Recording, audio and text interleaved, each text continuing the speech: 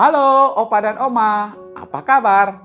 Doa dan harapan saya, Opa dan Oma semuanya dalam keadaan sehat, dalam keadaan baik. Ayo saya mengajak Opa dan Oma untuk memuji Tuhan, Tuhan yang penuh dengan kasih setia, Tuhan yang baik di dalam hidup kita. Allah itu baik. Kita pujikan pujian ini ya. Tepuk tangan yang paling meriah buat Tuhan kita. Kasih salam kanan kiri Bapak Ibu saudaraku, katakan kita punya Tuhan yang setia. Dia baik bagimu dan bagiku.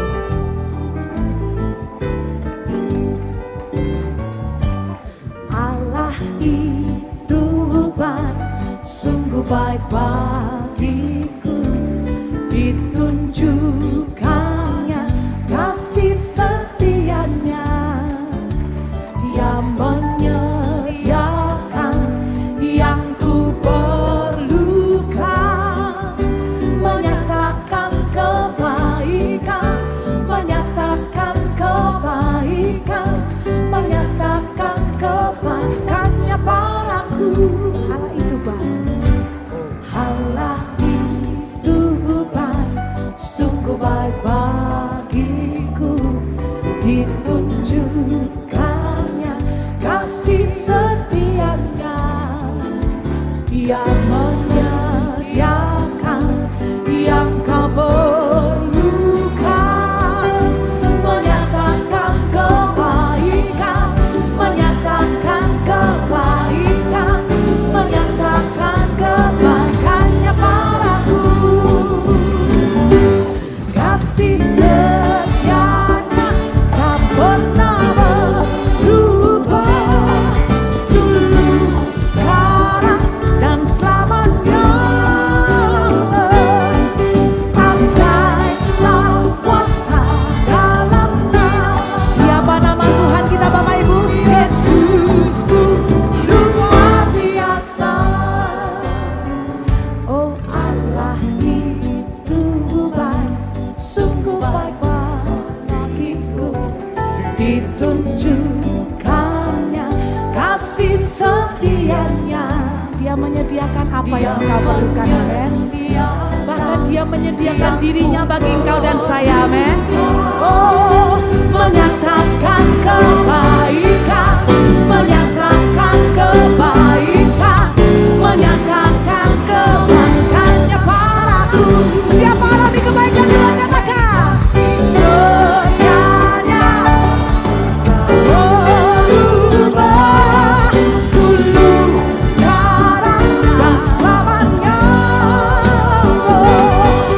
Ajaiblah kuasa dalam nama. Siapa nama Tuhan kita? Luar biasa kasih setianya, kasih ayo lambaikan tangan kita tinggi-tinggi Bapak Ibu saudaraku. Siapa alami kebaikan kesetiaan Tuhan? Dulu, sekarang, sampai selamanya. Ajaiblah kuasa dalam namanya. Yesusku luar biasa, Yesusku, Yesusku luar biasa. Saya melihat semuanya di atas sama-sama. Yesusku luar biasa. Yesus kita luar biasa.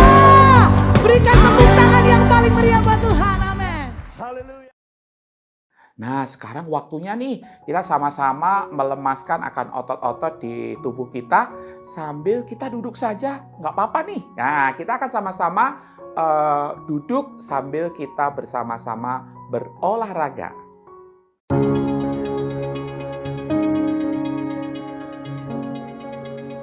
The chest stretch. Sit upright. Ensure your back is away from the chair.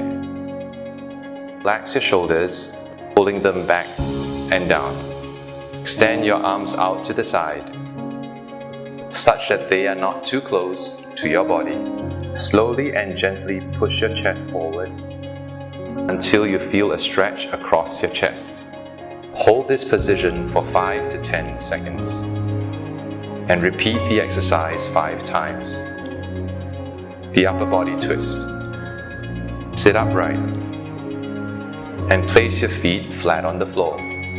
Cross your arms over your chest and place your hands on your shoulders. Keeping your hips still, twist your upper body to the left as far as comfortable and hold this position for 5 seconds. Repeat this for the right side and do this stretch 5 times on each side. Hip marching. Sit upright and ensure your back is away from the chair.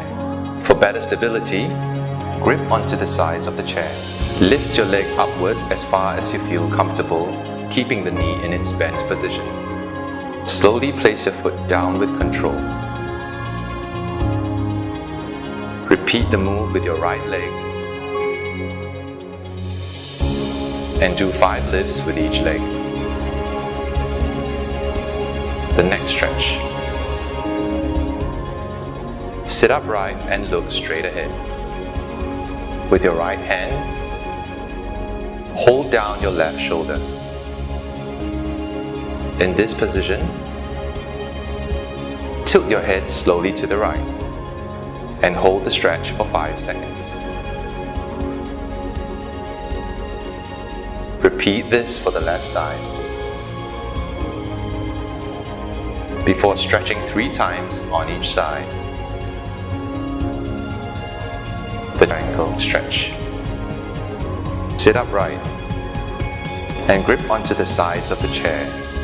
Straighten and raise your left leg, ensuring the foot is off the floor. With your leg in this position, point your toes away from you. Next, bend your ankle, such that your toes point back towards you. Repeat the movement 5 times for each foot and do 2 sets of these.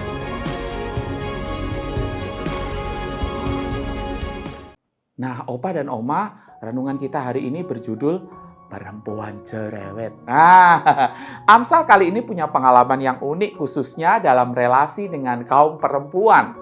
Dalam pengajarannya tentang takut akan Tuhan dan bagaimana menjadi orang yang berhikmat, pengamsal memberikan penghargaan atau upah dari orang yang takut akan Tuhan. Apa itu?